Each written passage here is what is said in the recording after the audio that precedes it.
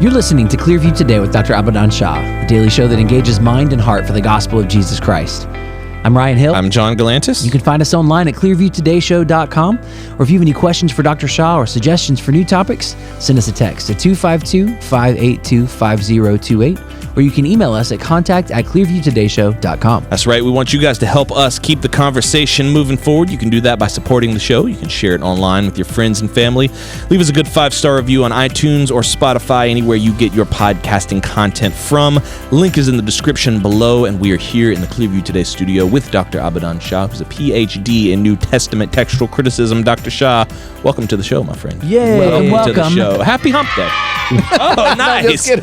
Nice. Wacky Wednesday. Yeah, Wacky Wednesday. Yay was the secret word. I just decided to applaud myself. Hey man, it's all good here. I'll give you some air horns too. There you go.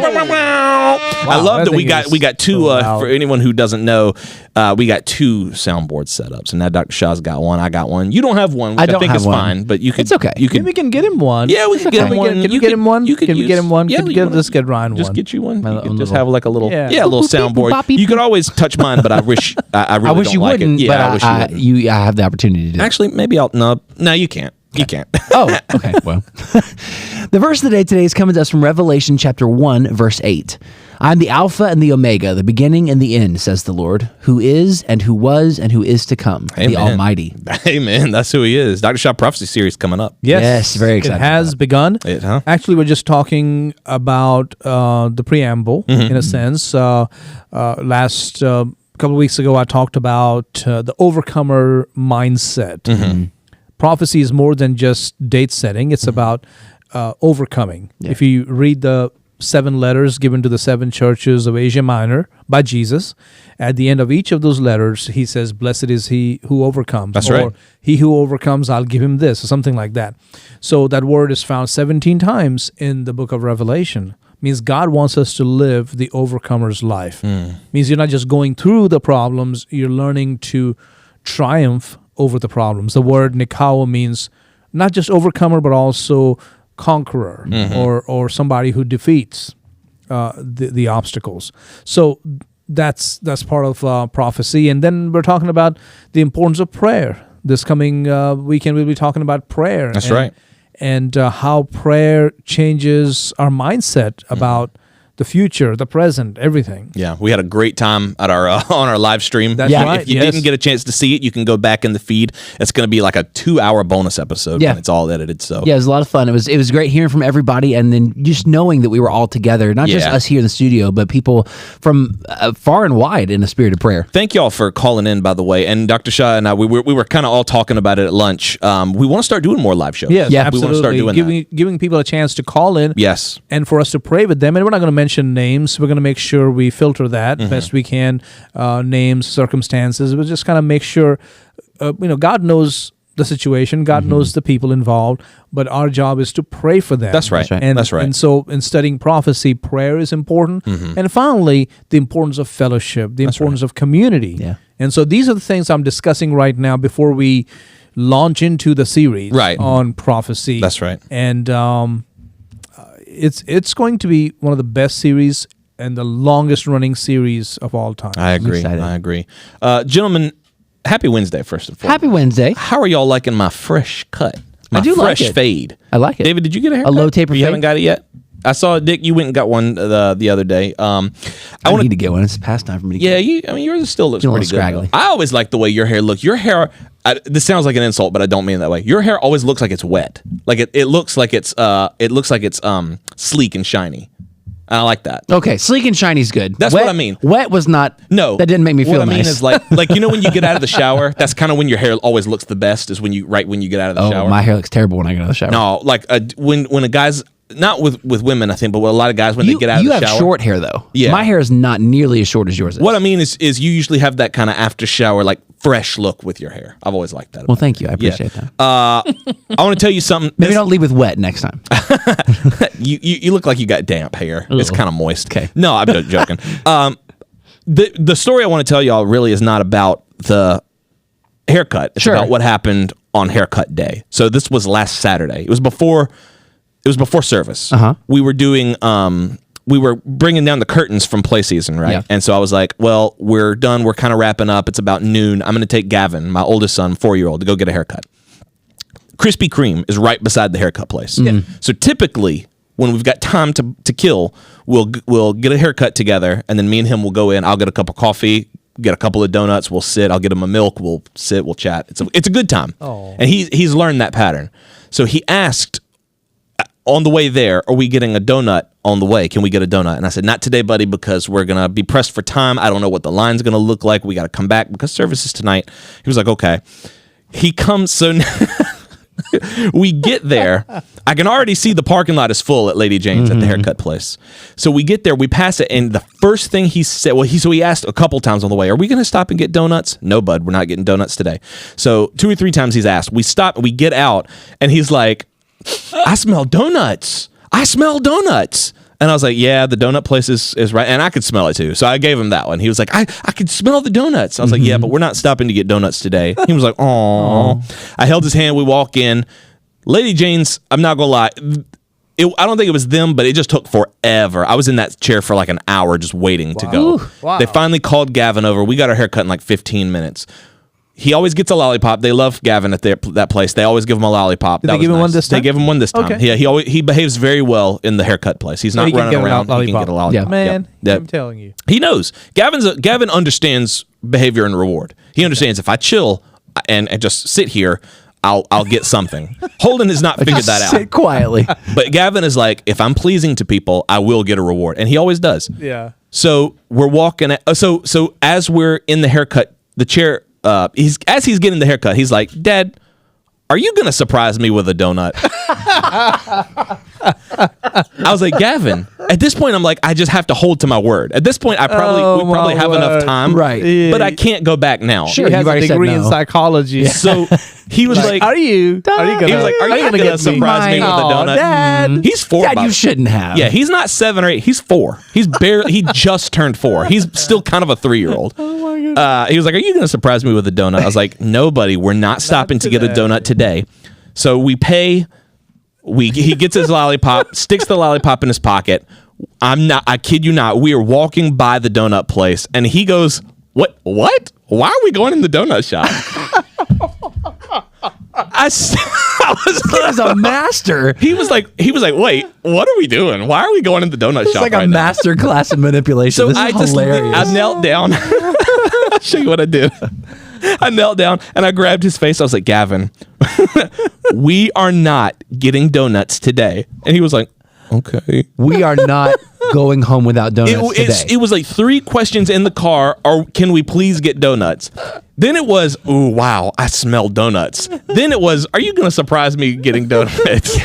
You dad? Oh, you. Gavin he's so And then smart. walking by. It was like why he are we was going- trying to It's crazy. he was trying to convince me that it was already in motion. Yeah. Like we were outside on the sidewalk. He was like, "Huh? What? Why are we going in the donut shop?" Dad, I love that you've had this idea. Wow. And I was like, I don't know where it came from. I can't believe this. Like out of someone Evie's age, I Yeah. could understand kind of trying to. This was a 4-year-old.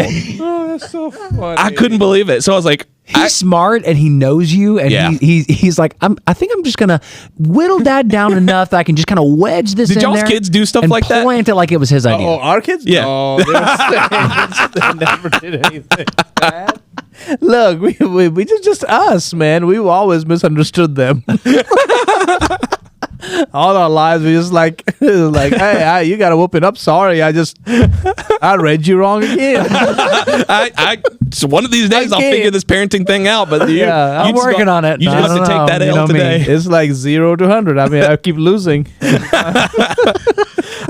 He was like trying to convince me that it was already in motion. Like the last one was so crazy. He was like, "What?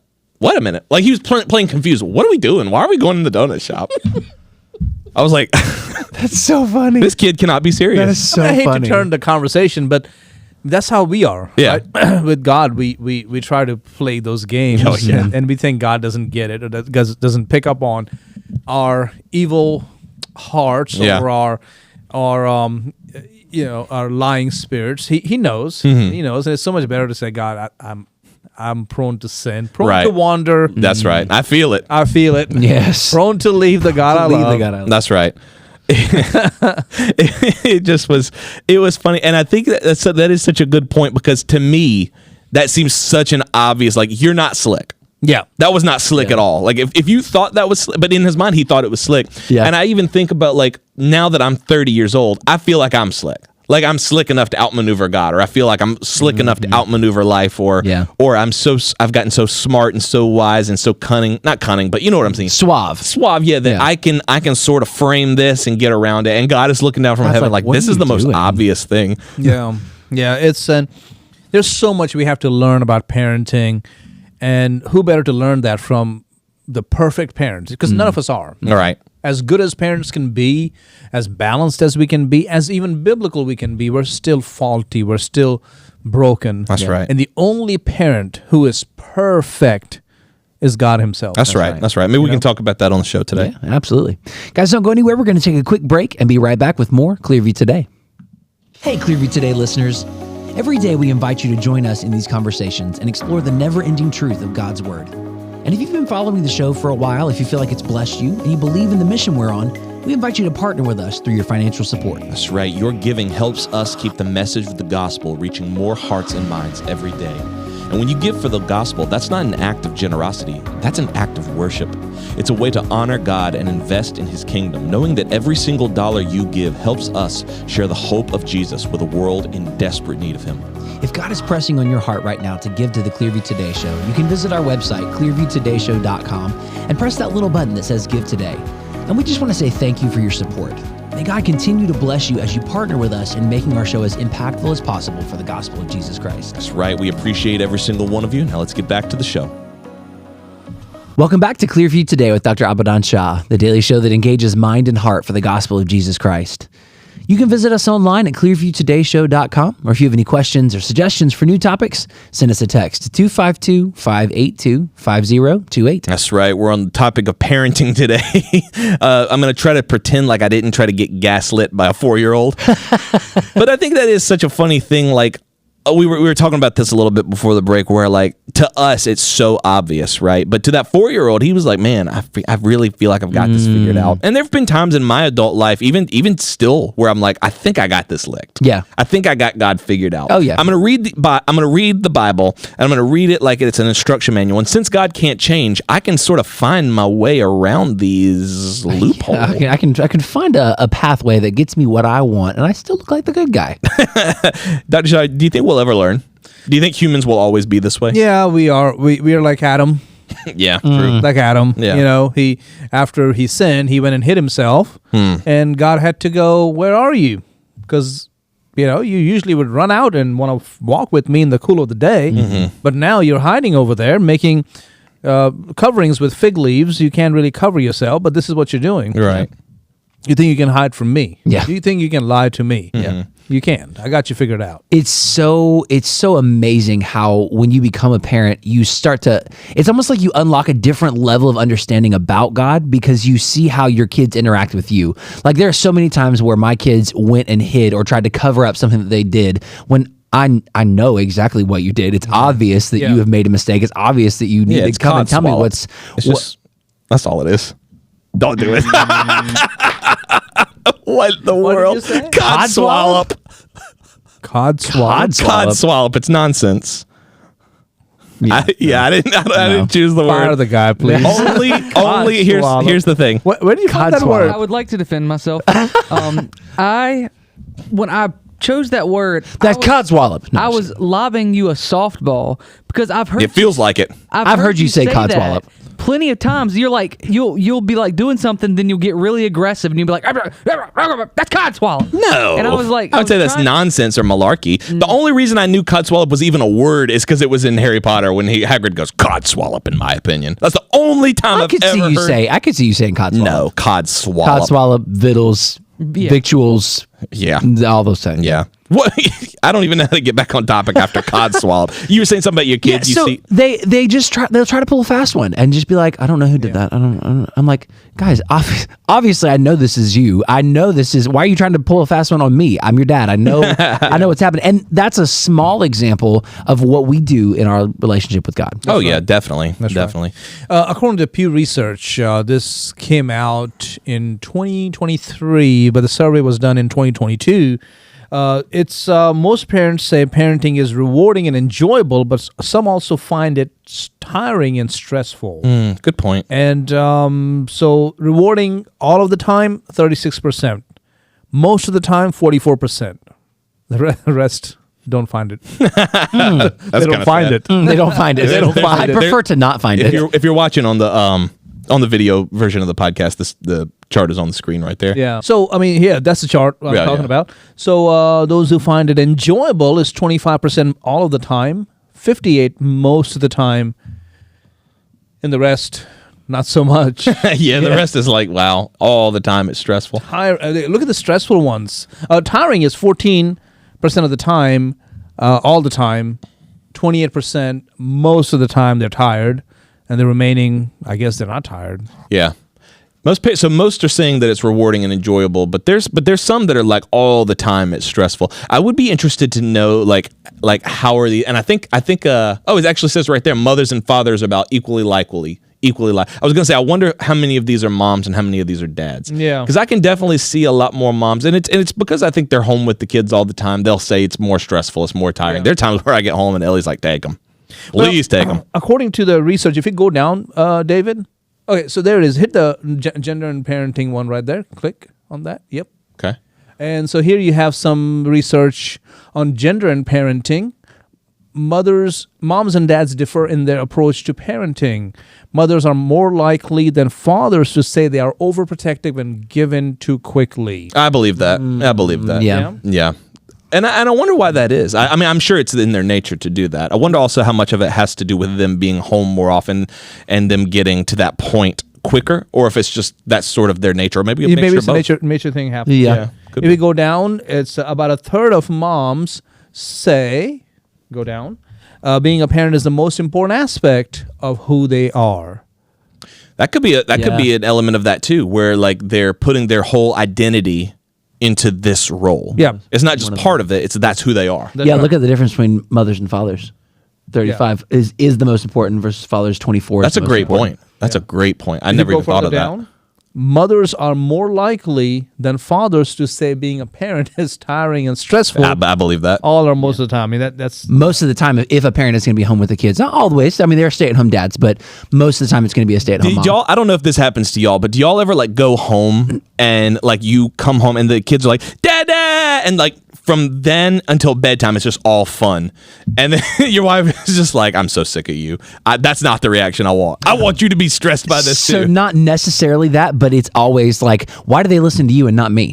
Yeah. Why do they? You say something once and in a nice tone, and they do it, and I have to repeatedly like yell at them, and they still don't listen. Yeah. I feel bad in America because of homes where single parenting is going on. It's hard. It's hard because you need both moms and dads. Yeah.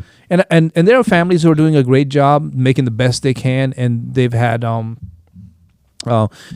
people from church, men stepping in and not becoming the dad, but they help in that role the best they can. Yeah. But when it doesn't happen, they struggle. There's another one here further down. Mothers are more likely than fathers to say they feel judged for how they parent. Except when it comes to judgment from a spouse or partner. So like they feel like people outside their marriage are judging how they parent their kids? For moms, but it seems like it's the opposite for dads. Dads feel more judged by the mother. By their partner. Yeah. Yeah, I can see that. Yeah. I can see that 100%. If you go further down, this one here, dads tend to be less worried than moms about their children facing certain hardships. Yeah. So look at some of the hardships, like the struggling with anxiety, depression, being bullied. Dads are like, get over it. Yeah, you'll be fine. You'll be all right. Which is not good. Being bullied, dads are like, being kidnapped or abducted, really?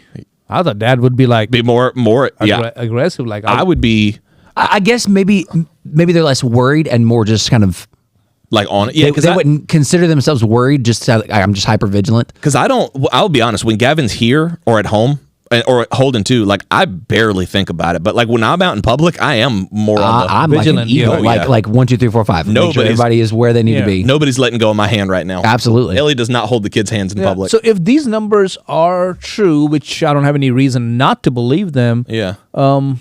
that's disturbing. Now there's one down there. No, go back up. Getting pregnant or getting someone pregnant as a teen, moms and dads are like right next to each other. And they barely care. Yeah. It's like 17% moms, 14% dads. It's like neither one of them really care. 16, Yeah, That's crazy. Not how getting in trouble with the police only 14%. Why is that so low? Yeah, I was thinking like that. Wow. Some of those are not. Some of those are not. I'll get more. Maybe I'll just have good kids. Yeah. Well, no. I mean, it could be, but I worry about that more than I do like some of the other stuff. Like there are times where like Holden will fall. I mean, we've seen it. Like he'll be here in the cafe, he'll fall and hit his head on the floor, and everyone's like, oh no. And I'm like, he's fine, guys. He'll have a goose egg on his head for a couple of days. He's okay. But I worry about like him growing up, getting in trouble with the police, being dumb teenagers, but then it going on his record or something like that. I'm not keen on that. Go further down. About half of moms say it's extremely important that their children be accepting of people different from them as adults. Yeah. Extremely important that their children be accepting of people different than them. I mean, different in what way? Yeah. There's some ways that you should not be accepting. Yeah, if it's like weird homosexuality or something like that, not that you don't need to be hateful, Right. But to accept them and say, oh, that's their life. And this is this is a Christian source? No, Pew Research is sort of just a research. Okay. center. Okay. I didn't know with the name if that implied that they were. Barna is definitely Christian resource research center. But here's another one: mothers and fathers have different views of who does more when it comes to many child care tasks. Yeah, that's true. What do y'all think about that? Oh, 100%. That's early in our marriage or early in parenting, I guess. That was an argument where you had way more where it was like, I do infinitely more than you. And it wasn't really even an argument for me. I was like, yeah, you do. That's the reality of it. What do you want me to do? I can't change that. Yeah. And I think that's one of the things that moms and dads, once they come to peace with that and once they accept it, they don't really fight about it anymore. You know, it's just sort of. Well, I think that falls into, and this is a larger discussion about marriage, but I think that falls into the trap of tallying, like, if you do this, I do this, and we're keeping score. Yeah. And like, you've done this much, I've done this much, I've done more than you, you've done more than me. But I think if we adopt the mindset of we do different things in We parenting, do different things. then it changes to it's less of a competition and more of a collaboration. And you start to find in those, because like the when you see they're disciplining their children where moms are doing it 36% of the time, that's not true in our house. You know, Ellie will discipline the kids, don't get me wrong, but there's sort of that time where it's like, all right, we're kind of past this point, dad is stepping in. Managing their schedules, yeah, that's 100% accurate, and I believe that 78%. 100%. So there, what does that mean? Means that they moms feel, I don't know if this is accurate, like in the sense that this is what's happening or just what we feel like what's happening. Can you go up a little bit and see what the mothers and fathers have different views? Yeah, this is a view. So this is perception. Yeah, this is a perception. Moms always feel like they manage the schedule and activities more. I believe that. Providing comfort or emotional support. It looks like almost all of them moms think they do more. And the fathers do too. I mean, here. Yeah, the fathers are agreeing. This is equal. So the pink over here is both equally, but the fathers here think there are more that think the mom do it than that think they do it. Yeah.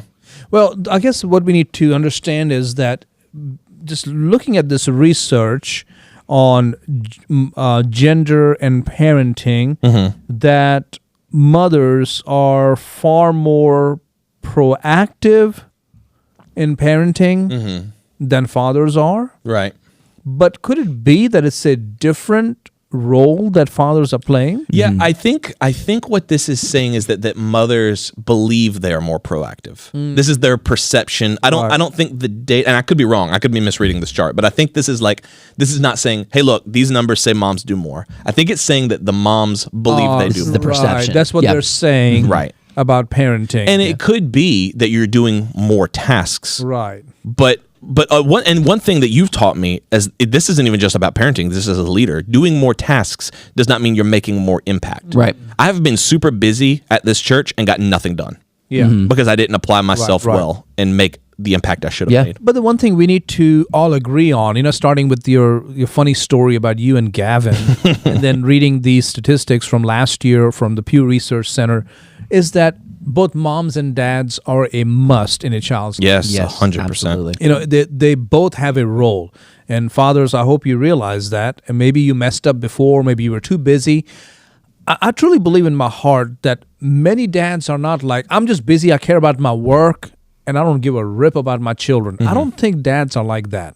I know there's some dads who are like that. I know there are some men out there who really need to get saved. Yeah, yeah. And if they need to get, if they're already saved, maybe they came from a poorly discipled background, and they need to get into a group or get some mentor to help them be a better father, better dad, whatever. But most of the time, the way dads think is, I'm doing all this for them. I'm working hard so that you can have a home, so that you can have food on the table, so you can have the basic amenities of life, or be able to play sports, or buy nice shoes, or the thing that other kids have, Right. or the things that I didn't have growing up. I want to provide for them. Yeah. I mean, I truly believe most dads do work hard or stay away because of that reason. 100%. I know for me personally, and I'm going to bring this back, but my dad was more, hey, I dropped out of school. I'm stuck in manual labor for the rest of my life. Do what I don't want that for you. Yeah. So do what I say, even though I didn't do it. Do what I say, so you don't end up like this. Right. With you, I saw a lot of, with your kids, it was like, I'm going to excel in academics, and I'm going to devote myself 100% because that's the type of man I want you to be, and I want Right. that from my kids. I want you to set your mind to something and capture the whole world if you want Yes. to. Mhm. Yes. And I saw you and Nicole both devote yourselves to this church.